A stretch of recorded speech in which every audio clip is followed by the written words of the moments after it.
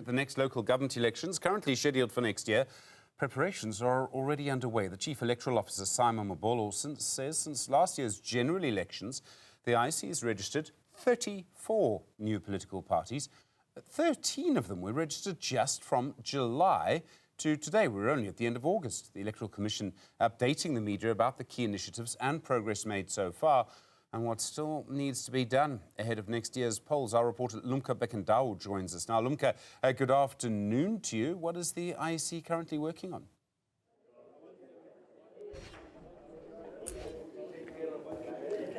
Good afternoon, Stephen. As the preparations for elections 2026 have already started, the Commission will convene information sessions starting in November this year, 2025.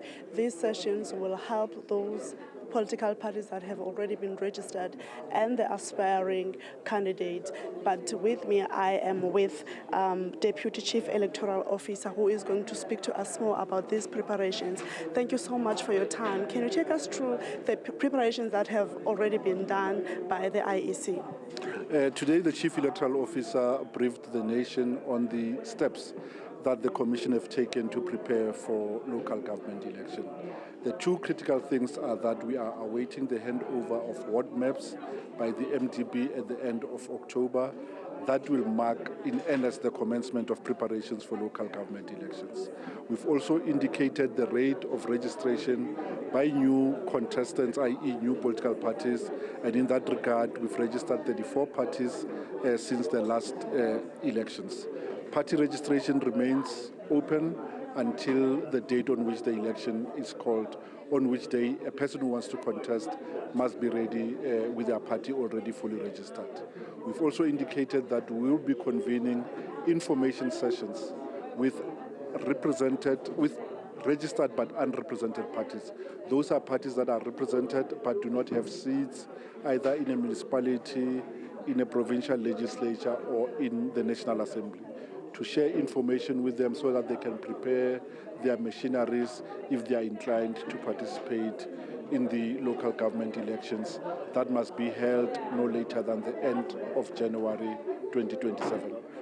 Are there any political applications that have been declined by the IEC? Indeed, we estimate that we decline on average about 5 party registrations on a monthly basis, not because we don't want to register parties, but because there are legal requirements that an aspirant party must meet. We have registered since July 13 new political parties. As I speak, there's about 7 applications on my desk that we must assess and take a decision whether we register or we decline those applications. All right. Can you talk to us about the budget that has been prepared for this whole for the preparations? Indeed, even with the challenges in the national fiscus, the country continues to place resources at our disposal to enable us to run an election that meets the legislative and constitutional standard. We have funds to prepare for next elections. We have been promised additional funds when the when Parliament next revises budget to enable us to do new things that would give voters a better and improved experience at a voting station. All right, lastly, what specific steps is the IEC taking to improve accessibility for people with disabilities during the 2026 local government elections? Indeed, we aim for an inclusive election, be from physical barriers or from illness or disability. To that end, the law provides for special votes, i.e. a person who can't physically go to a voting station. Those persons can apply for a special vote. We will then send our officials to their place of confinement where they can vote in conditions of relative comfort. We are reviewing our network of voting stations to see if they are accessible, both physically, but also from other disability perceptions. The third issue is that since about 3 elections ago, we implement the universal ballot template to enable blind persons or visually impaired persons who can read Braille to vote without disclosing their choice to our voting station staff or a companion. So those are, in aggregate, should still extend access to the vote for our countrymen and countrywomen who live with disabilities. Usually we know that during this time, there are people who get employment, especially the youth, preparing for the elections. Can you take us through that process?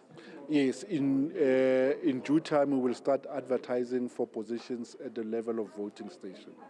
We ask South Africans to please only respond to adverts that are on our official website or any of our social media sites. So they must not click on any other unverifiable site, because we've seen an increase in scams that are intended on harvesting persons' personal information. So people, please don't go on those sites. Go to the official website of the IEC for work opportunities.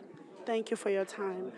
Stephen, what also we have been told is that there are political applications that have been already declined, that they were applying for elections that are going to take place next year, but they have told us that there are still going to be more information that will be released in trying to equip the people and also the political parties trying to prepare for themselves on what is expected from them in the 2026 elections. But for now, back to you in studio.